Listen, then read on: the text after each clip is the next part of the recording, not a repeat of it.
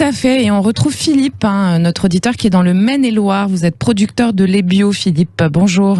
Bonjour Philippe. Bonjour. Bonjour. Alors Philippe, vous dites qu'il y a des efforts à faire de la part du gouvernement. Pourquoi ? Oui, alors tout à fait, parce qu'au niveau du bio, si vous voulez, moi avec mes amis, on est un certain nombre à être passés en bio. Moi j'ai dû passer en 2015. Oui. Et on avait signé des contrats d'engagement avec la région Pays de la Loire.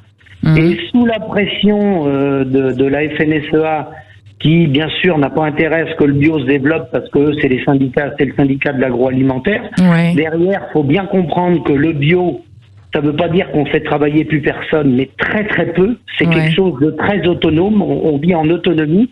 Donc ils ont fait pression et Bruno Retailleau, qui était président de la région à l'époque, a coupé les primes à la conversion et a mis de nombreuses exploitations en très grande difficulté, puisqu'on avait un contrat d'engagement sur 5 ans, chiffré dans nos études, et on a reçu 13 mois, jour pour jour, après notre engagement, un courrier de la région en nous disant circulez, il n'y a rien à voir, il n'y a plus d'argent.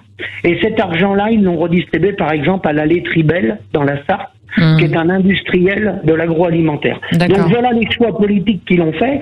Et puis ce que je voudrais rajouter sur le bio, c'est que si on continue dans ce schéma de la PAC à toujours arroser le système intensif, les grandes exploitations, c'est pas demain avec 150 000 fermes en France qu'on pourra défendre un modèle bio. Ouais. Si on ne fait pas une répartition juste des aides et qu'on soutient toujours l'agroalimentaire à travers le syndicat qui représente l'agroalimentaire, on n'apportera pas de choix aux citoyens.